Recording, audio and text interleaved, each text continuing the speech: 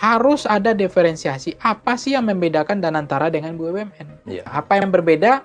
Ya cara pengelolaan keuangan negaranya, dana investasi awal tadi, pertanggungjawabannya, bagaimana mereka harus punya reward dan punish terhadap pejabat-pejabat di sana.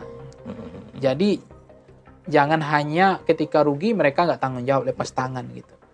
Kan BUMN kita yang merugi-merugi itu karena memang nggak ada sanksi kan. Betul. Sebenarnya memang mereka nggak ada beban. Kalau memang terinspirasi dari Temasek, memang segemuk itu nggak kepengurusan Temasek. Sampai semua mantan-mantan presiden, mantan semua jaksa. Kalau gitu nanggung semuanya mantan masukin aja. Mantan jaksa masukin dari yang masih hidup ya. Iya. Kalau udah meninggal gimana mau Iya, masukin kan? betul. Semua Kapolri yang mantan-mantan Kapolri masukin aja sekalian. Jadi nanggung, jangan tanggung-tanggung gitu loh.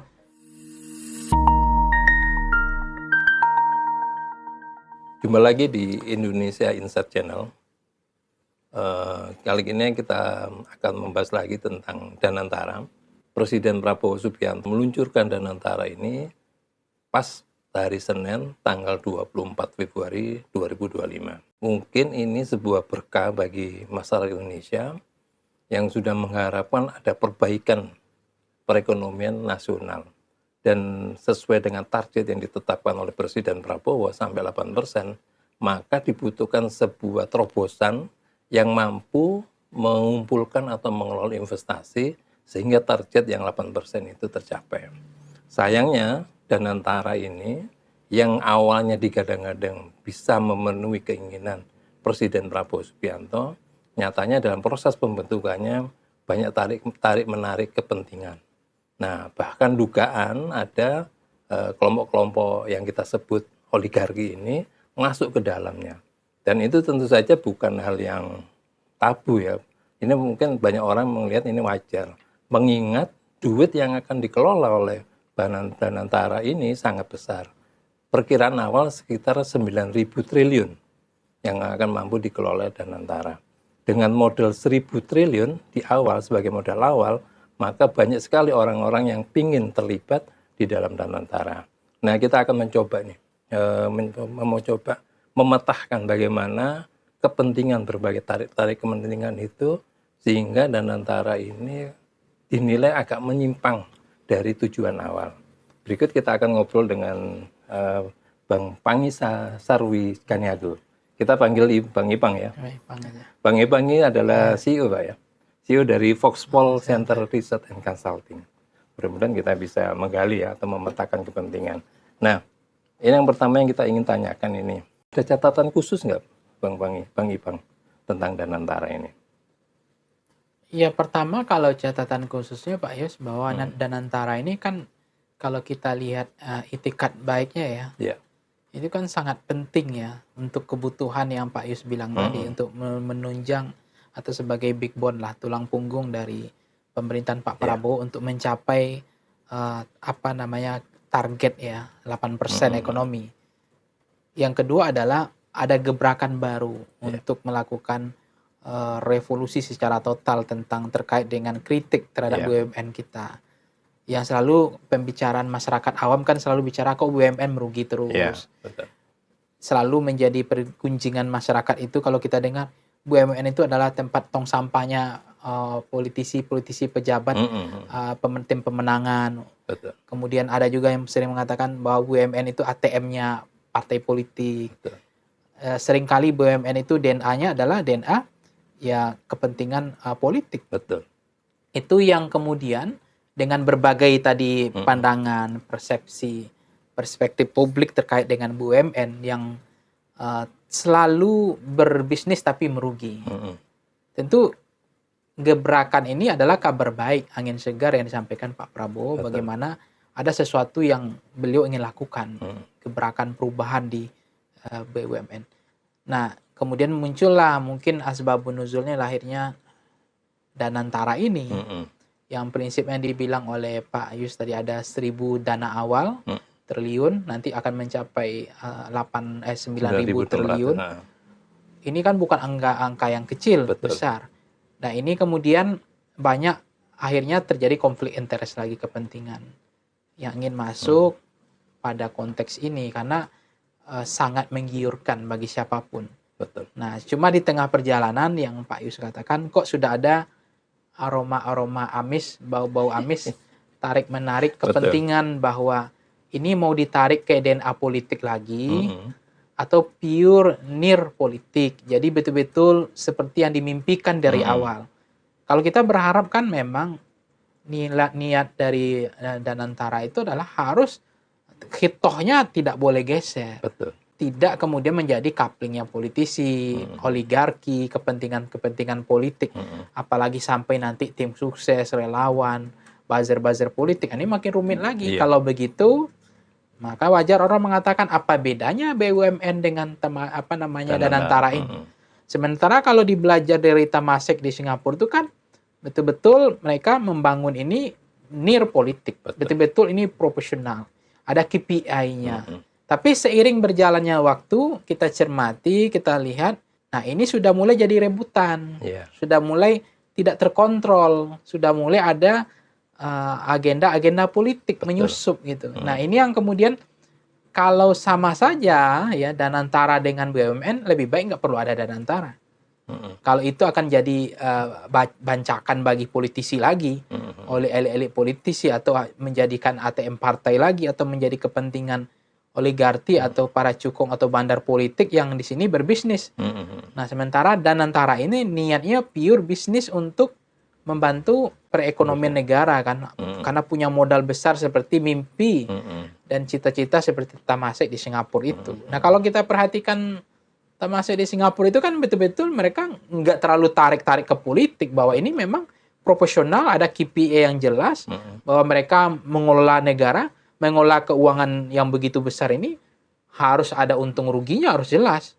Nah, selama ini apapun yang dikelola oleh BUMN selalu judulnya merugi. Betul.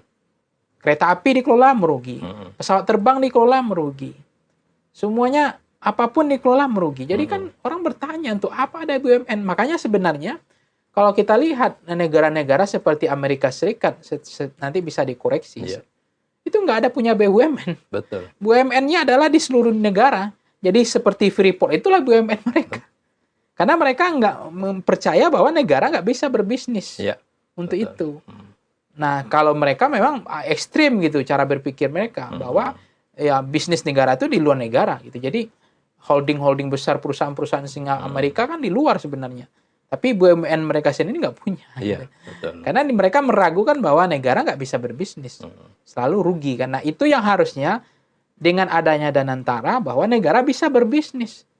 Bahwa ini tidak ada DNA politik. Pure kepentingan bagaimana profesional gitu. Tapi dengan ada muncul nama-nama hari ini yang bertarung. Mulai muncul kekuatan dari geng ini, dari kelompok ini, atau dari perwakilan ini, kan hari ini kan menjadi kelihatan tuh aliran-alirannya. Ini gerbongnya siapa, ini mau titipan siapa. Nah, ini makin complicated dan menyimpan masalah kemudian hari. Oke.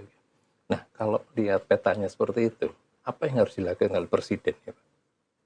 Ya, Presiden harus terus terang bahwa ini jangan kalian jadikan lagi BUMN sebagai Danantara kedua. Kalau misalnya nggak ada bedanya BUMN dengan Danantara, ini nggak ada gunanya untuk apa? Ini ganti judul saja. Saya sering bilang ini, sigak ganti baru di Sumatera Barat itu. Jadi barangnya sama. Jadi ini kan sering terjadi di Indonesia, ganti logo, ganti bendera, ya kan? Tapi prinsipnya kerjanya sama. Nah, kalau ini BUMN itu pada ujungnya nanti Danantara ini ujungnya intensitas arahnya akan tetap seperti BUMN itu apa? Jadi memang Pak Yus, Presiden harus tegas bahwa ini murni tidak ada tarik-menarik kepentingan seperti hari ini. Ini karena mendengar anggaran 100 triliun mau dikelola saja, udah berebutan ini. Betul. Udah mau maju semua, mau tarung semua di sana. Nah, kalau udah masuk pertarungan gitu, intervensinya Pak Prabowo dan negara harus hadir situ. Karena dia harus steril harusnya dari titipan-titipan tadi, kelompok-kelompok kalau direct place-nya kan banyak yang nggak terjadi hari ini. Kita bisa kritik misalnya komisaris, itu jabatan-jabatan itu kan udah tahu bahwa semua orang sudah sama mahfum lah Iya. bahwa itu jabatan politis semua. Betul. Cuman yang tadi semakin terlihat itu adalah apakah Pak Presiden ini ya, akhirnya melakukan jalan kompromi gitu kan. Sehingga karena kan besar banget ditarik menariknya. Kelompok A, kelompok B dan sebagainya, dan ada yang satu kelompok yang sangat dominan, sementara yang satu mulai terkalahkan dan sebagainya. Terutama yang kontra pembentukan Danantara, itu kan semakin kelihatan. Sementara yang kelompok yang pro Danantara akan semakin tenggelam. Gitu. Nah, selama ini Presiden Prabowo dikenal sebagai orang yang sangat kompromi. Dilihat dari pembentukan kabinet dan sebagainya. Apakah mungkin Presiden akan melakukan jalan kompromi itu? Ya, begini, kalau kompromi yang tujuannya untuk kebaikan seperti apa dulu? Karena kalau kompromi kemudian itu akan menjadi sapi perahannya partai politik lagi, yang menurut saya nggak perlu gitu. Harus Pak Prabowo menegaskan ini harus betul-betul near politics gitu. Bahwa ini adalah kepentingan negara. Jadi yang satu ini intervensi Prabowo harus kuat gitu. Jadi nggak boleh dibuat sebagai apa lapangan datar lah. Harus ada tekanan, harus ada jelas bahwa bisa belajar dari Temasek di Singapura. Tentu mereka bekerja berdasarkan riset, berdasarkan data, ada key performance indikatornya. Bagaimana berbisnis itu harus untung atau rugi. Kenapa perusahaan-perusahaan seperti Temasek itu bisa mengelola keuangan begitu besar sehingga sukses atau dianggap sebagai rujukan frekuensi awal gitu. Nah, itu harus diantisipasi oleh Presiden Prabowo semestinya supaya Danantara ini tidak jadi bajakan, tidak jadi nanti skandal gitu. Ini yang sangat mengerikan karena dana kalau di Indonesia selalu dikelola itu kan pengawasan hampir sulit. Betul. Kemudian kalau BUMN merugi nggak ada sanksi, ya kan selama ini.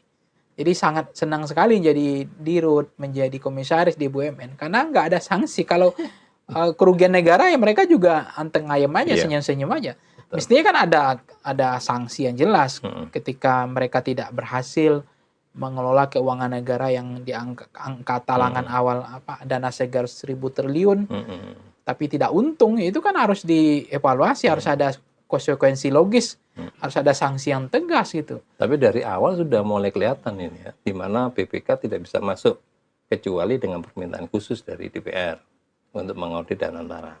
Yang kedua, auditor itu diberikan oleh auditor internal atau eksternal. Itu pun dengan persetujuan DPR gitu kan. Jadi kan pengawasannya juga tidak terlalu ketat terhadap Danantara ini. Itu juga mengkhawatirkan kan seperti itu. Iya, apalagi ada lagi-lagi Pak, business judgment rule, di mana direksi yang menjalankan Danantara itu terlepas dari sanksi kalau misalkan mereka merugi gitu ya. Nah, itu yang kemudian menurut saya nggak fair ya. Kalau Danantara ini memang profesional dari awal, itu transparansi itu penting. Ya. Itu wajib lah hukumnya menurut saya, nggak boleh ditawar-tawar lagi. Siapa yang mau audit itu kan persoalan teknis saja. Tetapi ini nggak boleh kemudian, hari ini kan kekhawatiran orang kan bukan pada programnya. Betul. Tapi auditnya nggak ada. Misalnya beasiswa atau makan siang gratis, atau persoalan haji dan seterusnya. Itu kan nggak ada transparansi. Sehingga programnya populis tapi nggak ada kejelasan laporan pertanggungjawaban. Yang kedua, apa bedanya BUMN dengan Danantara? Komisaris direksi gagal mengolah keuangan negara merugi, mereka nggak dapat sanksi. Ternyata Danantara juga mereka tidak akan mendapatkan sanksi apa-apa. Mereka akan dianggap ya dimaafkan. Artinya saya optimis harusnya berbeda dengan BUMN. Tetapi kalau ujungnya sama saja, tadi audit juga tidak berjalan maksimal.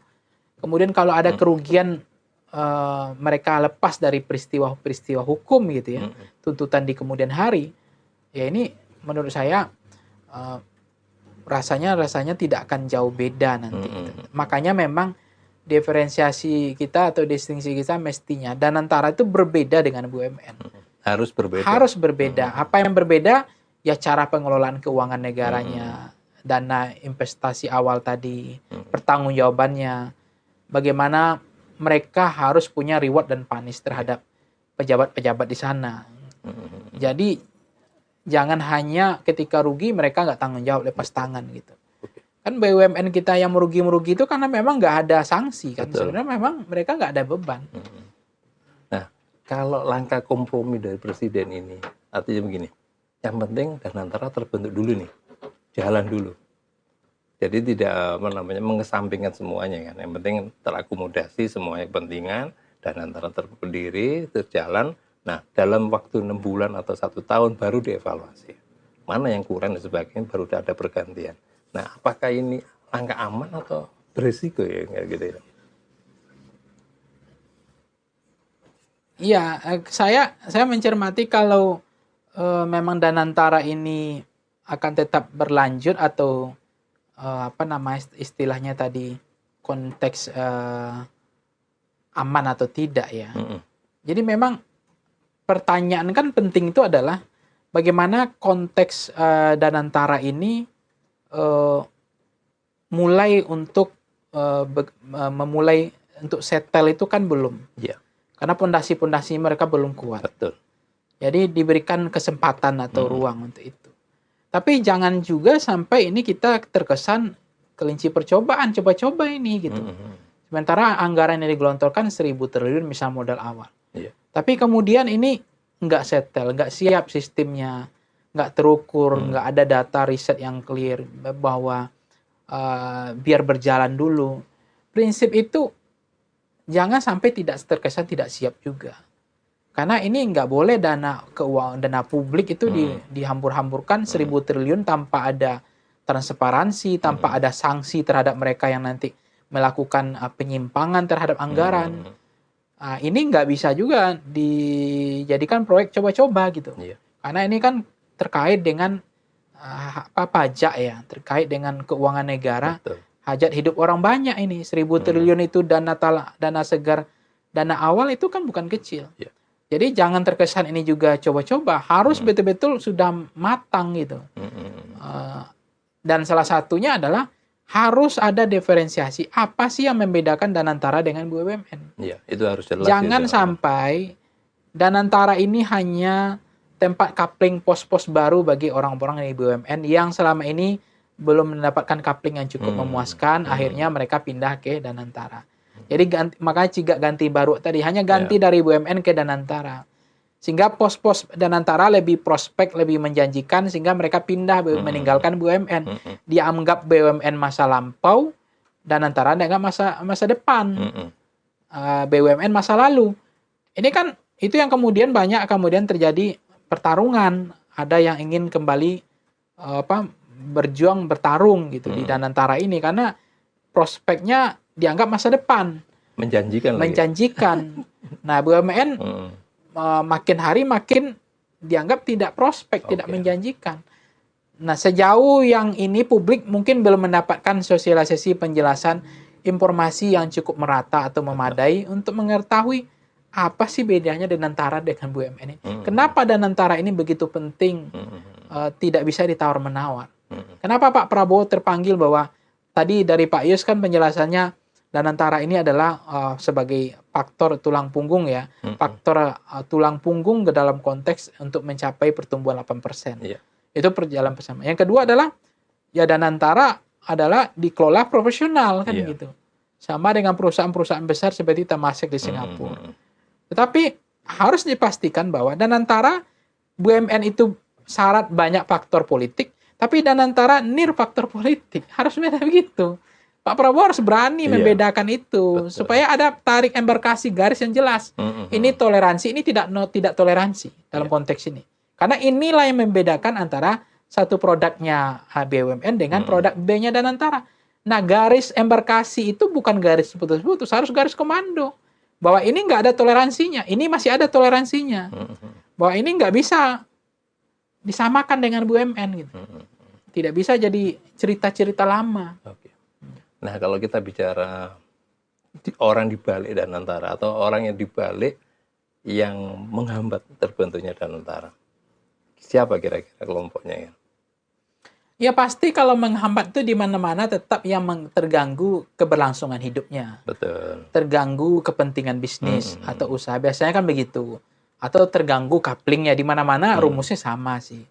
Adanya persaingan baru, datangnya coupling baru atau lapak baru, kalau biasanya yang terganggu adalah yang selama ini sudah settle kan, sudah stabil, sudah mereka nyaman, tiba-tiba ada pos seperti Danantara. Yang terganggu adalah orang-orang di BUMN semestinya. Para pejabatnya mungkin ya. Pejabat-pejabatnya yang selama ini mereka cukup dominan, misalnya anggarannya mengelola BUMN-nya besar. Tiba-tiba sekarang misalnya sebagian dari pos BUMN udah ditarik dananya ke Danantara. Pasti kelompok-kelompok ini pasti terganggu gitu. Karena itu kan coupling bisnis mereka selama ini, BUMN mereka selama ini mengelola misalnya Bank BNI berapa triliun, Bank BRI berapa triliun, tiba-tiba udah di-share ke holding Danantara, tentu pasti mereka terganggu. Iya. Kalau kita sebut kelompok oligarki, bisa nggak ya Bang? Ya di negara kita kan Pak Prabowo kan hari ini juga belajar kan. Iya. Terlalu keras soal pagar hari ini didemo oleh mahasiswa. Iya. Saya khawatirnya juga demo mahasiswa itu ada menunggangi juga kan itu. Padahal saya juga mikir-mikir tuh, pada Pak Prabowo ini populis loh. Iya. Pajak jadi dinaikin 12%. Ya kan? Terus haji 80 jadi 50 juta. Iya. Ada makan siang gratis. Terus Pak Prabowo ada program-program yang cukup langsung gas kemarin enggak. Akhirnya mereka nggak mau menyusahkan masyarakat kan. Nah itu kan populis. Tapi tiba-tiba aksi demo lebih besar daripada penderitaan di era Pak Jokowi. Di era Pak Jokowi hidup itu makin susah, menderita, semua naik, pajak naik. Nggak ada yang berani demo kan. Karena, tapi sekarang kok demonya dianggap efisiensi. Mungkin kritik efisiensi iya gitu. Tapi kok udah kelewatan juga daripada efisiensi. Jangan ini udah proyek-proyek dari oligarki juga. Karena keberanian Pak Prabowo untuk mencabut pagar laut. Betul. Jadi saya kalau tidak ada asbabun nuzul pagar laut, saya berani bahwa ini murni gitu. Tapi kalau ada pagar laut, berarti Pak Prabowo melawan oligarki. Iya. Biasanya oligarki itu menunggangnya enak gitu di mahasiswa-mahasiswa ini. Tapi kita berpersangka baik bahwa mahasiswa turun bukan karena itu. Tapi ini murni tidak ada kepentingan, tidak ada penunggang gelap di situ. Karena murni efisiensi yang tidak tepat sasaran, misalnya dipotong anggaran pendidikan, anggaran kesehatan. Itu kan nggak fair, sementara Partai Hijau, Partai Coklat, Kementerian Pertahanan, BIN, DPR nggak dipotong misalnya. Sementara yang sangat penting itu seperti kesehatan, hari ini BPJS banyak yang list penyakit udah dikurangi. Betul. Kalau berobat orang-orang miskin, orang susah sekarang ya mungkin tinggal sekarat aja nggak ditanggung BPJS. Selebihnya obatnya udah listnya udah dicoret, ya kan? Betul. Karena apa? BPJS merugi terus. Kenapa merugi? BPJS berbisnis. Akhirnya apa? Dinaikkanlah iurannya kan gitu. Padahal kan negara nggak boleh berbisnis untuk kesehatan untuk masyarakat. Karena itu harus dilepas aja lah. Ngapain harus berbisnis? Tapi kan itu nggak terjadi. Nah itu yang kemudian protes publik melihat, atau juga Danantara ini salah satu mungkin penghematan gitu kan. Kita nggak tahu. Kalau memang ada 300 triliun penghematan, kan penghematan itu harus terukur juga. Betul. Mana yang perlu dihemat, mana yang jangan dihemat. Kan harus risetnya harus tuntas Pak Yus. Data gitu. Harus tuntas diskusinya. Nggak bisa reaksioner tiba-tiba potong, pangkas, tapi yang korban kan masyarakat misalnya. Apalagi infrastruktur tentang pendidikan, kesehatan. Nah itu nggak bisa dianggap main-main menurut saya. Nah kalau oligarki terganggu, dengan adanya cabut pagar kemarin menurut saya terganggu pasti. Termasuk terganggu dengan adanya Danantara ini kayaknya ya. Ya, Danantara ini kan juga kalau memang disumbangkan nanti efisiensinya ke Danantara dari 300 triliun, pasti terganggu juga gitu. Tapi kalau sekarang ini kalau konteksnya dalam Danantara, kayaknya Prabowo ini, Presiden Prabowo berhadapan dengan oligarki yang kepentingannya di BUMN ini terganggu mungkin ya. Iya, makanya saya bilang ini kebijakan Pak Prabowo nggak banyak yang menyusahkan, kecuali sekarang kan pegawai-pegawai. Kunjungan ke luar negeri, kunjungan ke daerah-daerah dikurangi, kemudian rapat-rapat yang tidak penting, termasuk hotel yang terganggu ya, bisnis ATK kan nggak apa-apa, ATK, kunjungan ke luar negeri, kunjungan dinas, itu kan dipotong menurut saya fair-fair aja, nggak ada masalah. Nah tetapi kenapa kemarin nggak tahu tuh kok bisa kesehatan pendidikan hal-hal misalnya sekolah nggak dibangun lagi, itu kan juga agak miris juga kan. Kemudian rumah-rumah sakit atau puskesmas nggak dibangun. Itu kan itu sangat fundamental karena kita belum stabil dalam konteks itu. Kita masih butuh puskesmas, masih butuh rumah sekolah, rumah sakit dan seterusnya kan. Nah, ini yang menurut saya di satu sisi Pak Prabowo populis. Tapi demonstrasi hari ini itu melebihi demonstrasi di era Jokowi yang hidup kita susah menderita gitu. Bayangkan aja, nggak tahu itu hidup itu waktu itu nggak ada yang nggak naik barang. Betul. Semua pajak naik. Kebutuhan hidup susah waktu itu. Tapi ada pancingannya adalah dana bansos dengan BLT. Itu dicairkan terus kan 600.000 masuk ke rekening itu. Di akhir tahun sebelum pemilu cair 500 triliun. Itu yang dikritik oleh Bahlil, oleh Pak Luhut. Tidak tepat sasaran. Ya memang benar, memang digunakan untuk kampanye itu, untuk kepentingan pilpres kan. Nah, sekarang akhirnya apa efeknya? Pak Prabowo menjadi pemadam kebakaran. Karena royalnya anggaran pada masa-masa 10 tahun itu dihambur-hamburkan uang, ada yang jadi infrastruktur, ada yang jadi bansos. Nah, sekarang akhirnya ikat pinggang semua. Tapi ikat pinggang sekarang nggak rasional juga gitu, nggak terukur. Semuanya diefisiensi tapi nggak terukur mana yang perlu, mana yang tidak. Nah, termasuk misalnya sebagian efisiensi ini akan masuk ke Danantara, termasuk bagian efisiensi nanti akan masuk kepada kekurangan-kekurangan keuangan negara yang efek kita harus bayar hutang jatuh tempo setahu saya ada 800 triliun kan. Betul. Tahun depan gitu ya. Itu kan bukan sedikit. Dan tambah kemarin penghematan 300 triliun. Tapi defisit 600, masih kurang 300 lagi. Ini kan kausalitas, ini kan bentangan peristiwa masa lalu, kebijakan-kebijakan masa lalu seperti bansos yang nggak tepat sasaran ini. Nah, pinjaman-pinjaman luar negeri yang tidak terukur kan. Nah, efeknya sekarang Pak Prabowo efek pemadam kebakaran. Tapi membuat orang geger semua dengan efisiensi yang sebegitu-begitu besarnya. Dan itu yang kemudian saya juga kaget, ini kok begitu besar ledakan mahasiswanya gitu. Padahal banyak program Pak Prabowo populis, masyarakat senang, tapi kok tuntutannya lebih hebat daripada tuntutan penderitaannya Pak Jokowi, saya bilang. Apakah ini keberlanjutan dari peristiwa hidupnya menderita 10 tahun yang lalu? Bahwa sekarang efeknya gitu. Efeknya sekarang. Efeknya baru sekarang. Sekarang. Sama dengan kita sakit ini Pak ya. Pak Yus, kita sakit itu hari ini misalnya batu ginjal atau ginjal. Itu kan bukan tahun ini. Itu kan tingkah laku perilaku hidup 10 tahun yang lalu. Betul. Jarang minum air putih, ngopi terus, begadang terus, ya kan? Kurang makan buah. Ya efeknya sekarang kan. Jangan-jangan efeknya itu meledaknya sekarang. Buktinya seperti itu ya. Iya, susahnya lapangan pekerjaan, PHK, ya kan. Kemudian defisit keuangan negara. Ini kan keberlanjutan dari tingkah laku, perilaku berfoya-foya di masa lalu. Betul. Nah, disuruh Pak Prabowo dengan salah mengukur gitu loh. Makanya menurut saya ini efisiensi jebakan loh. Efisiensi yang kan ketika demonstrasi kemarin dikritik kan 3 saja. Adili Jokowi, efisiensi yang tidak tepat sasaran kan. 2 itu menurut saya nggak menonjol kan.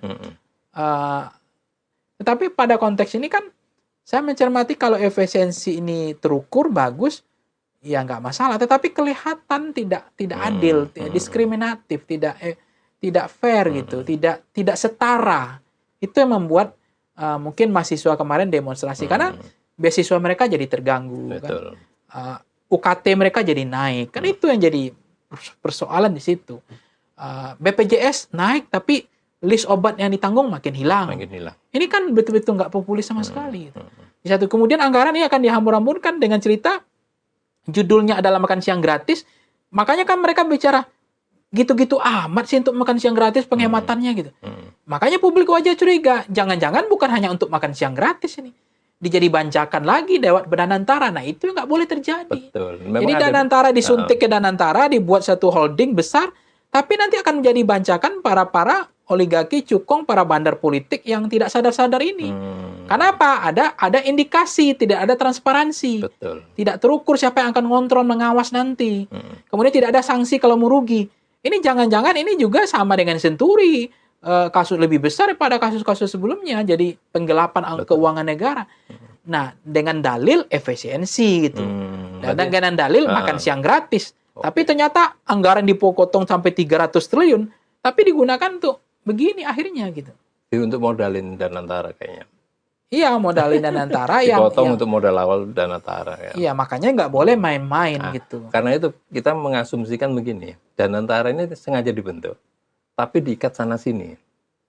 Artinya dari Dewan Pengawas saja semuanya harus masuk. Mantan presiden, mantan jaksa agung dan sebagainya. Dan fungsi mereka itu apa yang jadi pertanyaan, gitu kan? Terus setelah itu dari pengelolanya nanti ada Dewan Penasehat, ada badan pelaksana, baru itu ada direktur chairman-nya, direktur utama, CEO dan sebagainya. Jadi mereka Danantara ini akan sebagai lembaga yang sangat gemuk, yang tidak yang menyebabkan birokratis banget, gitu kan. Tidak diinginkan sebagai lembaga bisnis yang benar-benar seperti Temasek itu. Iya, makanya yang kedudukan ada kekhawatiran banyak kepentingan akan masuk di situ kan. Gitu. Maka Pak Yus memang harus belajar. Kalau memang terinspirasi dari Temasek, memang segemuk itu nggak kepengurusan Temasek. Sampai semua mantan-mantan presiden, mantan semua jaksa.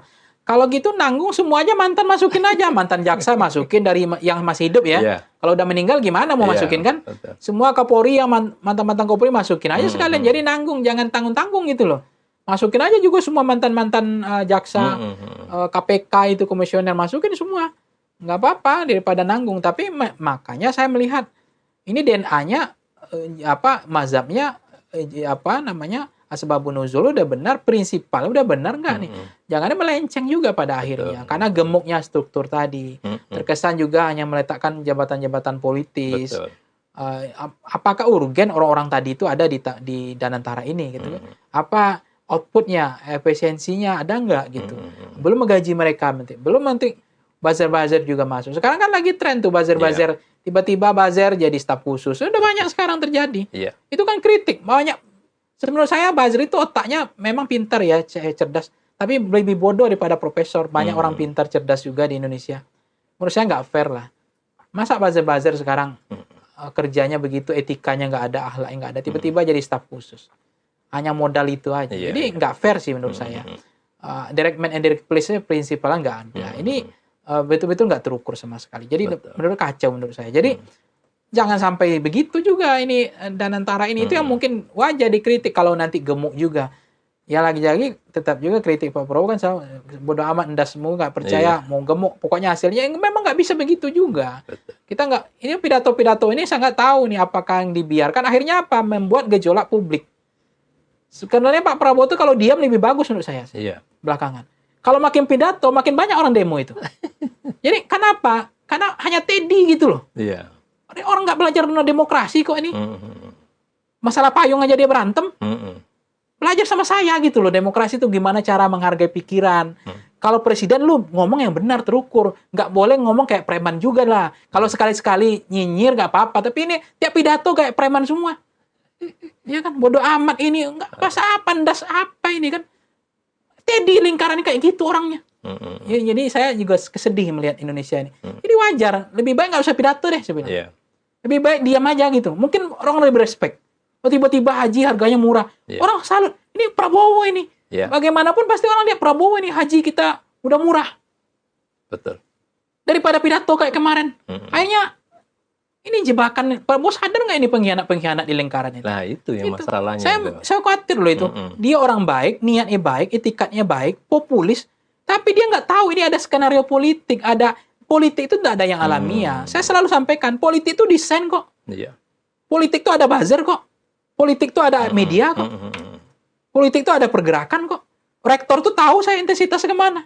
Dia bisa menggerakkan mahasiswa. Makanya wajar rektor tuh dipilih oleh menteri kemarin 70% suaranya.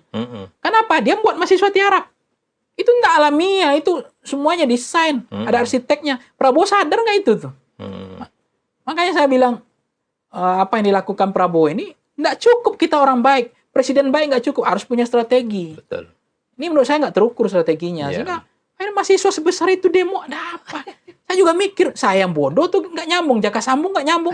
Udah populis kebijakannya, cuma efisiensi yang nggak terukur. Kan masalah efisiensi yang nggak tepat sasaran. Betul. Tapi demonya udah kayak mau makar aja tuh. Udah mau jatuhkan presiden besok hari aja tuh.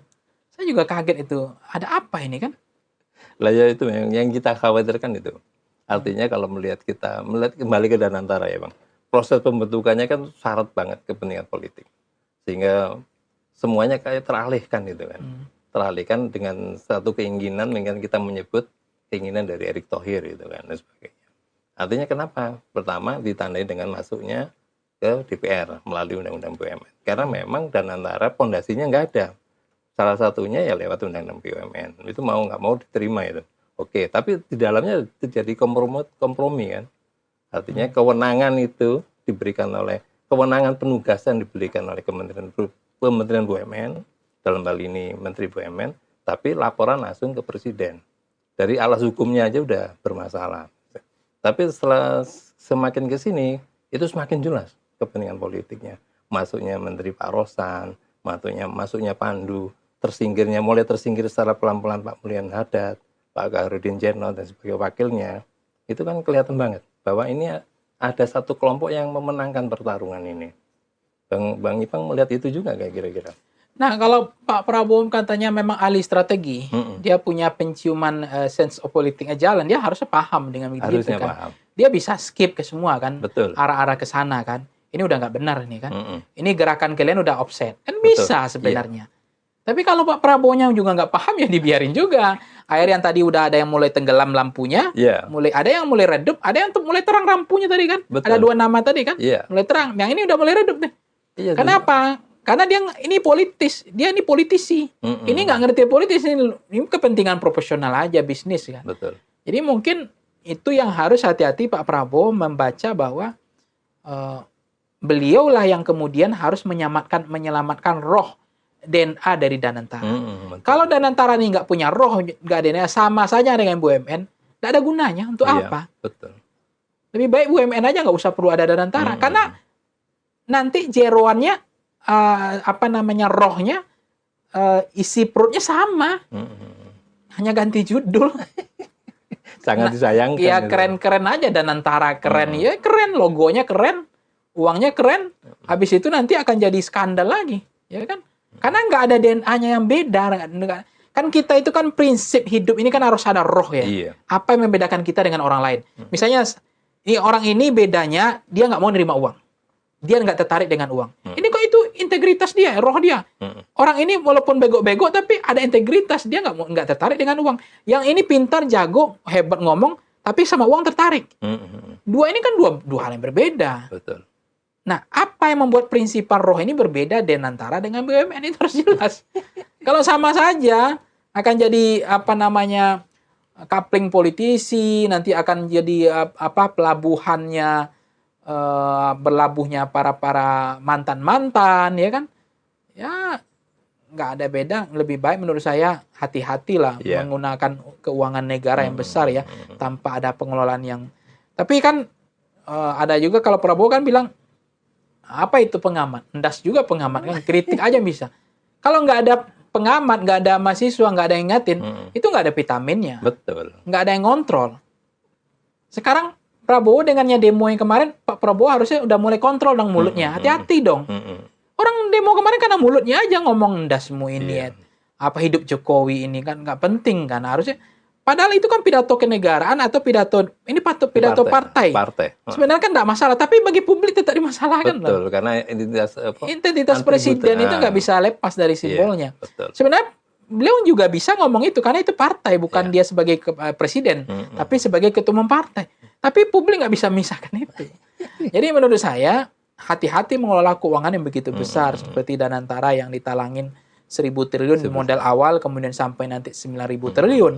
Tapi tidak ada transparansi, hanya tempat penitipan politisi-politisi, tim sukses, relawan, buzzer-buzzer politik nanti di kemudian hari, atau ini sebagai dana segar untuk kampanye, untuk kepentingan dana kampanye, kepentingan pilpres, itu sangat berbahaya. Jadi saya yakin Pak Prabowo harusnya sudah terukur bahwa Danantara ini berbeda dengan BUMN. Bahwa Danantara ini profesional, betul-betul bisnis, tidak ada tarik-menarik kepentingan politik praktis gitu. Apalagi untuk menitip-nitip gerbong ini, kelompok ini, itu nggak boleh harusnya. Harusnya saat ini itu Presiden harus berada di depan ya, untuk menjelaskan semuanya sampai peluncuran itu kan. Iya. Harusnya ya. Harusnya. Tapi saya atau publik, jangankan publik, saya aja nggak mendapatkan informasi Betul. yang cukup merata ya, cukup memadai untuk mengapa Danantara ini begitu penting. Apa sih targetnya, mau ngapain sih Danantara ini? Untuk apa Danantara ini? Untuk siapa? Ya kan? Nah, itu kan nggak sampai informasi itu. Masih informasinya belum merata ke kita. Betul. Yang kita nikmati ya komentar-komentar dari orang-orang sekitarnya yang tidak mencerminkan keinginan langsung dari presiden mungkin ya. Nah, itu nanti akan didemo mahasiswa loh itu. Bahwa efisiensi ternyata untuk Danantara yang ternyata jadi bacakan politisi semua. Nah, itu yang bahaya. Betul. Bahwa efisiensi tapi kemudian ini loh ujungnya ternyata kita ditipu loh gitu. Ya. Jadi makan siang gratis itu hanya judulnya saja. Efisiensi demi makan siang gratis, tapi ketipu semua. Ternyata efisiensi yang 300 triliun atau yang lain-lain itu nanti ujung ternyata itu dijadikan sebagai bancakan di Danantara ini. Jadi oleh bandit-bandit politisi yang nggak sadar-sadar ini yang kata Pak Prabowo yang monyet-monyet ini kan. Nah, itu yang harus dicegah. Karena kan kemampuan kita manusia ini dengan beda dengan binatang kan mencegah, mengantisipasi sesuatu supaya tidak terjadi. Betul. Kan itu yang disampaikan Buya Hamka, kehebatan kecerdasan manusia adalah kemampuan mengatasi masalah sebelum masalah itu ada. Kalau udah ada apa? Makanya kita pengamat nyinyir dibilang ndas nih. Dan antara jangan di abuse of power, jangan disalahgunakan nanti. Betul. Itu dana publik, dana pajak gitu. Hati-hati. Jangan digunakan untuk bancakan politik gitu. Nah, kalau kelompok oligarki yang merasa terganggu dengan Danantara ini, nah bagaimana Prabowo menyikapinya itu? Kan nggak mungkin dia langsung berhadapan langsung terus dibuang, kan nggak mungkin. Karena bagaimanapun juga Presiden juga butuh oligarki. Ya, di mana-mana pemerintahan kan dibilang termasuk Joe Biden sebelum turun ya. Setahu saya dia pernah menyinggir hati-hati dengan oligarki yang bisa mengatur, men-setting atau bisa ancaman serius kan. Pernah sebelum Trump jadi presiden kan Joe Biden curhat. Tapi curhatnya Joe Biden kan di akhir masa jabatannya karena dia nggak akan diganggu lagi kan. Dia nggak ada beban lah istilahnya. Ternyata memang presiden sekelas Amerika Serikat aja itu terbebani dengan oligarki kok. Berarti Joe Biden jujur kan? Itu suara hati loh. Suara hati, betul. Karena dia mau pensiun satu hari sebelum pensiun yang ngomong itu hati-hati dengan oligarki loh. Dia bilang gitu. Betul. Jadi apalagi Indonesia. Amerika Serikat aja udah membuat presiden tidak berdaya oleh kelompok oligarki. Artinya apa? Negara itu butuh oligarki. Negara itu butuh kekuatan politik, kekuatan yang lain. Ya, kekuatan keuangan, tetapi tidak semua kepentingan oligarki harus diakomodir. Kan gitu. Harus ada prinsip-prinsip yang nggak bisa dikompromikan. Ini masih bisa dinego. Ini nggak bisa. Kan itu bedanya oligarki, presiden yang baik dengan presiden yang tidak baik. Bukan semuanya dijual sampai laut dijual. Ya kan? Oke, kalian ambil ini silakan. Tapi kalau ini jangan.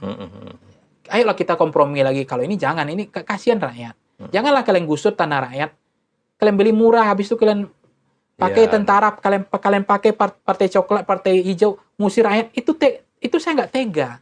Kalau yang lain kalian perbuat, silakan kalian perbuat. Kan begitu. Ini merah garisnya bos gitu. Ini Pak nggak boleh Pak. Embarkasinya udah lewat. Bapak oligarki penguasa boleh ngatur-ngatur saya juga boleh. Tapi ini rakyat jangan digituin. Kan gitu kalau jadi presiden. Betul. Harus ada wibawa dikit lah. Masa semuanya dikuasai oligarki? Bukan kita anti oligarki. Memang negara ini kapital semua kok. Modal semua. Betul. Tapi harus ada aturan main. Mana yang prinsip, mana yang enggak. Mana yang boleh, mana yang tidak. Jangan kemudian dibiarkan rakyat ini bertarung dengan sertifikat. SHM aja bisa digusur loh, bayangkan. Betul. Udah pakai SHM diusur juga. Kan keterlaluan menurut saya. Nggak diganti rugi dan seterusnya. Kenapa? Karena kepentingan oligarki. Oligarki minta itu. Tanah murah nanti dijual. Kan? Nah, itu kan dikhawatirkan di Danantara itu. Artinya oligarki akan mendikte presiden ataupun pengelola itu harus begini. Nah, itu yang harus prinsip. Apa yang boleh didikte, mana yang nggak boleh didikte gitu. Jadi kepentingan bangsa itu jauh lebih besar menurut saya, presiden nggak boleh didikte. Dan presiden itu berani nggak kira-kira kalau Bang Ipang melihat itu? Ya tergantung, kalau modal kampanye kemarin dari oligarki ya memang tersandra pasti.